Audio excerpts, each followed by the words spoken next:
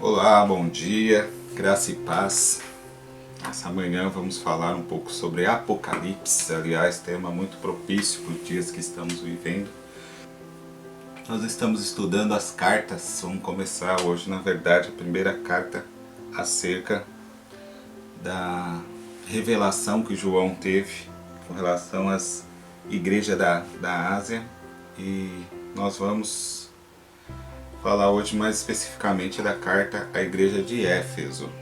Antes de mais nada, eu gostaria de orar, pedir a Deus que nos ajude nessa manhã, glorificarmos o nome dele através desse estudo e que o Espírito Santo de Deus seja mais uma vez o nosso professor, aquele que nos ensina, aquele que nos sustenta, aquele que nos guarda.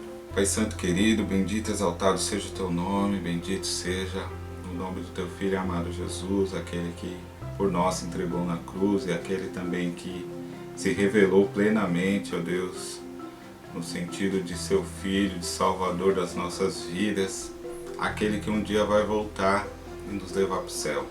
Obrigado, Senhor, porque sobre tudo e sobre todos Tu és Deus, Tu és Senhor, ó Pai.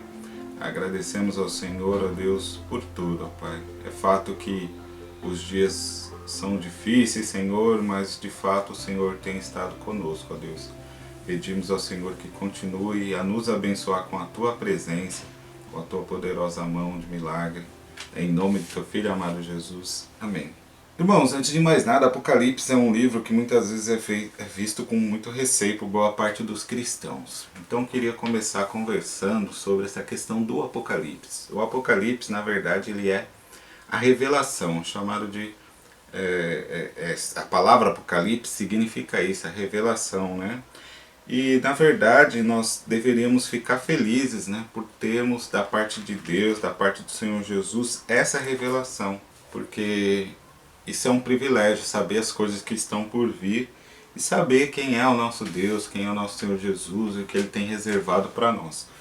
Então, só para a gente começar pensando nessa questão de qual deve ser a nossa relação com o Apocalipse, eu queria ler dois textos, vou ler invertido mesmo, versículo 15 e 14 de João 15, o Evangelho de João 15, que diz assim, versículo 15: Já não vos chamo mais de servos, porque o servo não sabe o que faz o seu senhor. Antes tenho-vos chamados amigos, pois tudo o que ouvi do meu Pai vos tenho dado a conhecer. Então, esse versículo está dizendo que o Senhor Jesus já não nos chama mais de servo apenas, nós não somos apenas servos, nós somos amigos, né? E ele fala que isso porque ele está dando tudo a conhecer o que o Pai tem revelado. E a carta do Apocalipse, ela é uma parte do conhecimento de Deus dado através de Jesus para nós, a igreja do Senhor Jesus. Então, a gente precisa pensar o seguinte: é um grande privilégio ser amigo do Senhor Jesus, mas agora alguém pode pensar, mas todo mundo então é amigo de Jesus, é amigo de Deus? Não, né? O versículo 14 diz o seguinte: Vós sois meus amigos se fizerdes o que eu vos mando. Então, para a gente ser amigo de Deus, a gente precisa fazer o que Ele nos manda. Então não adianta a gente pensar em amizade com Deus, nas promessas de Deus, sem pensar em obediência, sem pensar em qual que tem sido o nosso proceder, a nossa vida, nosso vínculo e a nossa comunhão com Deus e com os irmãos. Então, queridos, a carta de Efésio, a carta aos Efésios, a carta da igreja de Éfeso, ela deixa bem clara isso, né? Porque Éfeso, na nossa lição, vai dizer que é a igreja que deixou de amar, né? Na Bíblia, ela vai ficar bem claro que é uma igreja que ela deixou o primeiro amor, né? O nosso versículo base, versículo chave, é o versículo 4 justamente, que diz isso, né? Que o Senhor Jesus, na Apocalipse 2:4, o Senhor Jesus dizendo, né? Tem porém contra ti que deixaste o primeiro amor. Então essa questão, essa característica, essa advertência vai ser aí o que vai permear o nosso estudo. É claro que nosso estudo ele tem aqui outros objetivos, como por exemplo a gente se motivar, perseverar na nossa fé, na doutrina, né? É muito importante aí a questão da doutrina, porque o cristão sem doutrina também é um cristão maleável, né? E a doutrina nós cremos, né, na doutrina da nossa igreja, a doutrina que nós seguimos é a doutrina bíblica, né, não é a doutrina de homens, não é a doutrina que eu acho mais adequada, mas é a doutrina que para nós ela é mais coerente com o ensino completo da Bíblia. E também nessa lição, através dessa lição, a gente vai ter aqui os 3 desafios, 3 alvos da lição, né? Como todas que a gente tem dessas revistas que nós temos estudado. Que é saber, né, a gente conhecer um pouco mais sobre a igreja de Éfeso, que é a destinatária original direta dessa carta, né? Também se estende a nós, mas a princípio é a igreja de Éfeso. Entender que a mensagem à igreja de Éfeso também se aplica a nós hoje, né? Então tem um destinatário imediato, que é a igreja local lá da cidade de Éfeso, e tem uns destinatários que somos nós, a igreja do Senhor Jesus, ao longo do tempo. Nós vamos ser desafiados também a sentir, né? Sentir-se motivado e desafiado a testemunhar da nossa fé, a mostrar a nossa fé através da nosso trabalho, da nossa obra, fazendo tudo com amor, né? Não adianta a gente cair num ativismo, a gente vai perceber isso, o objetivo da lição é que a gente também não caia num ativismo em muitas atividades e de repente deixarmos, como a igreja de Éfeso foi advertida, o nosso amor, o primeiro amor, o amor que é o vínculo que nós temos aí, que nos identifica como cristão, né? E por fim, fazer uma autoavaliação a fim de descobrir o que poderia ser elogiado. Então vai ficar para a gente também esse desafio, né? O que poderia, no nosso caso, ser elogiado como igreja, no nosso caso como igreja e também no nosso caso como igreja local, né? A gente pode pensar a igreja do nosso tempo e também no nosso caso como pessoa, né? Nós temos isso bem claro, eu espero que sim, que nós somos a igreja. Fazer essa autoavaliação no que a gente poderia ser elogiado e também naquilo que a gente poderia ser advertido e pensar e se de repente nós também não estamos deixando de lado aquele primeiro amor, o amor cristão, decidir aquilo que é essencial, decidir, né, pensar naquilo que é essencial para a nossa vida cristã. Então a gente precisa tomar cuidado nisso, né? Bom, queridos, como eu disse, a igreja de Éfeso ficou conhecida como a igreja que deixou o primeiro amor, né? E a gente vai ter que pensar aqui a gente vai pensar algumas coisas juntos, né? Primeiro, eu gostaria que a gente pensasse um pouco sobre a situação, qual que era o panorama da igreja de Éfeso. A igreja de Éfeso era uma igreja que estava numa cidade muito grande. Se a gente for pensar, era a maior cidade da Ásia, com mais de 250 mil habitantes, e provavelmente era uma das maiores... Provavelmente não, certamente era uma das maiores igrejas, uma das maiores cidades daquele período. Então ela ficava localizada perto, assim, se a gente olhar no mapa das demais cidades onde as cartas são endereçadas para suas igrejas. E também a gente tem que pensar aí na grandeza, tudo que... essa cidade, a cidade de Éfeso, era uma cidade como para a gente pensar hoje, uma grande cidade dos nossos tempos. Claro que naquele período, guardadas as proporções. Construções grandiosas, como por exemplo o templo de Diana, né, de Artemis, ou a Diana dos Efésios. A gente tem que pensar também que lá era uma cidade portuária, um entrocamento comercial, então existiam muitas coisas lá, inclusive a corrupção lá era muito forte, né? Os cultos misturavam muitas vezes questões sexuais depravadas, enquanto que também nessa cidade, mesmo que quem não sem a relação religiosa, há aí também uma depravação moral muito grande. Então a gente percebe que desde os tempos das escrituras, né, quando as escrituras foram originadas, foram inspiradas, foram escritas, as cidades grandes têm um problema, têm aqueles problemas da onde tem muita gente, né? Infelizmente, onde tem muitas pessoas, o pecado ele fica assim muito latente, ele fica muito forte. E era o caso também da cidade de Éfeso. O primeiro ponto da nossa lição vai falar das credenciais do autor. E antes que alguém imagine assim, as credenciais de João, não, né?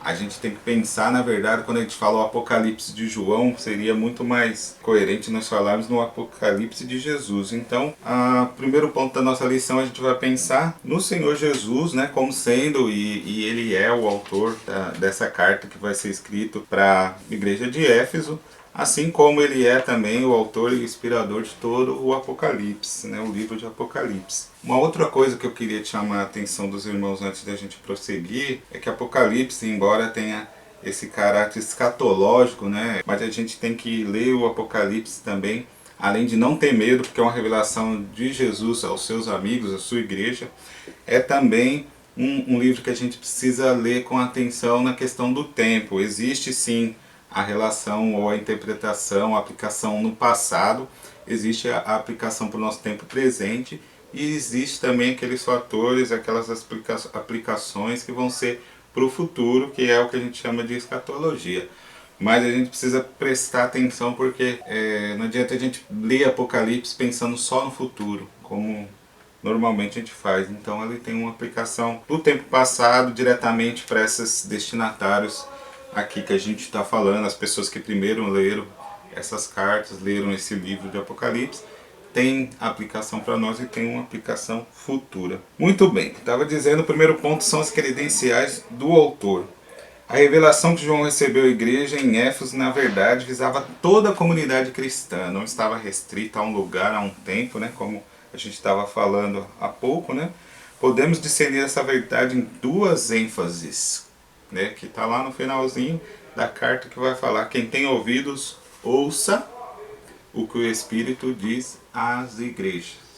Então, ou seja, não é apenas uma igreja, não é apenas para um público, não é apenas para um tempo, não é apenas para um local. É o Senhor Jesus falando com sua igreja ao longo do tempo e em todo o planeta, né? Então serve para a gente também, a gente precisa ter essa explicação, e serve para a igreja que vai ficar aí, né, até que o Senhor Jesus volte. Então, ao longo de toda a história existe essa aplicação.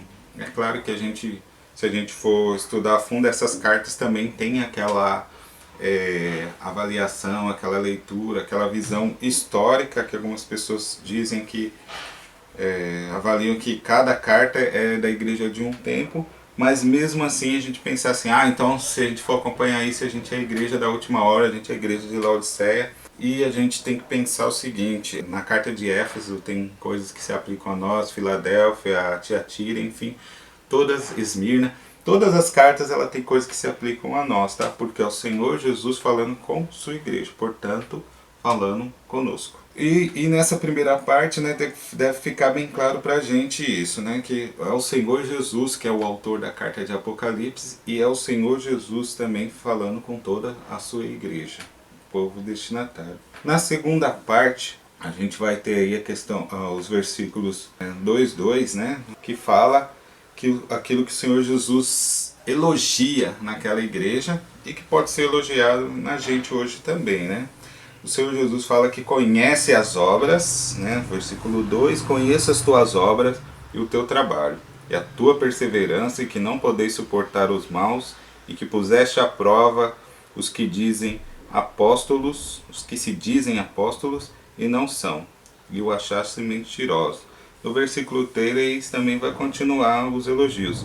Tens perseverança, e por causa do meu nome sofreste e não desfaleceste.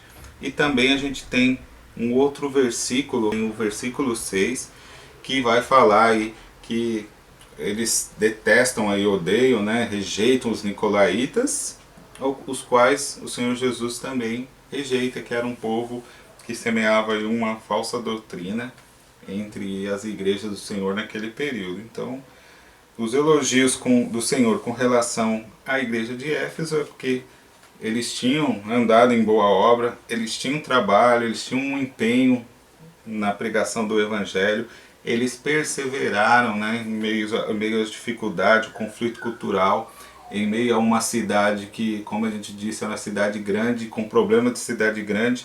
A igreja influenciou essa cidade, porque uma coisa a gente precisa aplicar também no nosso caso: se a igreja não influencia a cidade influencia a igreja. A cultura e tudo que é mundano, né, tudo que é aquilo que representa o mundo, a cultura do mundo, as ideias do mundo, a filosofia do mundo e tudo aquilo que é impuro, que não é condizente com o reino de Deus, vai influenciar a igreja à medida que a igreja deixa de influenciar Então não dá para se manter neutro, não dá para se manter indiferente com essa questão, né? E além da perseverança, eles tinham repulso às pessoas más, né? As filosofias pagãs, enfim, ao misticismo, né? Hoje eu diria que não é nem tanto o misticismo nosso principal inimigo, mas o sincretismo, onde as pessoas têm elementos de várias religiões se misturando e muitas vezes a gente, se não tomar cuidado, nós estamos observando isso, elogiando práticas que não são cristãs, não têm fundamento bíblico. E pior do que tudo, além de observar e elogiar, a gente está tentando praticar, colocar isso na nossa vida, na nossa vida devocional, na nossa vida cristã prática. Então a gente precisa tomar muito cuidado com essas situações. Então esse é o segundo ponto, né, os elogios que o Senhor faz. Porém, no terceiro ponto a gente vai encontrar a repreensão em amor, né? O que Deus faz com a gente é em amor. Alguém pode pensar assim, mas até esse momento que a gente está vivendo é em amor. É em amor, irmãos. Eu acredito que a justiça de Deus não exclui a misericórdia e por isso nós estamos aqui. Por isso nós ainda podemos falar do Evangelho, nós podemos ter momentos como esse aqui que a gente está compartilhando a palavra de Deus. Então é algo que a gente tem que pensar, é muito proveitoso, né? A gente não pode desprezar isso. Deus tem cuidado de nós, Deus tem nos sustentado e Deus não tem se ausentado nesse momento difícil. Mas antes da gente passar para o ponto 3, tem um desafio aqui, Apocalipse para hoje. Observando a nossa igreja, observando a igreja do nosso tempo, a igreja que a gente faz parte, ou a nossa igreja local. Quais elogios será que receberíamos, será que merecemos do Senhor? O que a gente faz, o que a gente tem se dedicado, que merece esse elogio? E também, fazendo esse exercício, a gente pode também colocar no que a gente pode melhorar. Eu até gostaria, eu deveria ter feito isso no começo, mas eu até gostaria de motivar os irmãos a terem aí suas anotações e escreverem, e se tiver dúvida, e se tiver, como quando há essas perguntas, que os irmãos respondessem aí, para que no momento propício a gente pudesse compartilhar isso, a gente pudesse compartilhar as nossas dúvidas, as nossas experiências, o que a gente está entendendo dessa lição. Então é muito importante o registro para que não se perca. Mas a pergunta é, né, na nossa igreja, o que poderia ser elogiado? Na nossa vida cristã, o que poderia ser elogiado? E o que poderia melhorar? Esse é o nosso desafio sobre esse segundo ponto aqui. Bom, prosseguindo, no terceiro ponto, nós temos as repreensões de amor de Deus para a igreja dos Efésios, ou a igreja de Éfeso. Então a gente está vendo aqui, né, que Deus, ele repreende a igreja e ele repreende a quem ama. Deus, ele faz essa advertência à igreja dos Efésios e ele instrui o que aqueles irmãos deveriam fazer. Primeiro, e a gente vai pegar aí, é claro, isso a partir do versículo 5. Lembra-te de onde caíste e arrepende-te e pratica as primeiras obras. E aí Deus dá a orientação do que o povo de Efésios precisava fazer, porque eles estavam indo num caminho errado, né? Eles deixaram, como nós já vimos, o primeiro amor, e eles tinham que fazer um exercício aí de memória, um retrospecto, para tentar buscar onde foram que eles deixaram esse primeiro amor, para que eles buscassem novamente essa postura, né? Porque o que identifica de fato o cristão é o amor. Então Deus orienta que eles, além de se lembrar, que eles possam se arrepender, né? O arrependimento genuíno é o que de fato vai proporcionar mudanças, né? Vai proporcionar aí uma nova postura. E uma vez arrependendo, que eles também retornassem às primeiras práticas, né? Aquelas práticas lá do começo da vida cristã, onde com mais fervor eles serviam a Deus e com as motivações corretas, né? Motivados pelo amor e fazendo a coisa certa. Eles precisavam voltar a fazer isso, né? E aí Deus coloca aqui um senão, né? Se não, venho a ti, removerei do seu lugar o teu candeeiro, né? E o que pode ser esse candeeiro, né? Deus está falando, se vocês não fizeram isso, não se lembrarem, não se arrependerem, não voltar às primeiras práticas, eu venho e removo o seu candeeiro. A igreja e nós não temos a luz própria, né? Nós somos uma extensão de Jesus, no sentido de levar o Evangelho, de propagar esse Evangelho ao longo do tempo e em todos os lugares. O fato é que se a luz de Cristo é tirada, nós não vamos brilhar mais, nós não temos luz. Então, o que está sendo colocado aqui como candeeiro, na verdade, é a presença do Senhor Jesus. Se o Senhor Jesus se afasta, e como nós vimos lá no início do estudo, é necessário que sejamos amigos de Deus, obedecendo aquilo que Ele nos manda, né? Amigos de Jesus, né? Amigos de Deus através de Jesus. Então é necessário que a gente faça isso, obedecendo o que Ele nos manda. Caso contrário, a nossa luz vai se apagar, porque a nossa luz é Jesus. Jesus distante, nós distante de Jesus, nós não conseguiremos, né, ter uma vida aí que possa mostrar para o mundo que a gente saiu das trevas e fomos trazidos para a maravilhosa luz. Apocalipse para hoje. Você e a sua igreja merecem algumas dessas repreensões?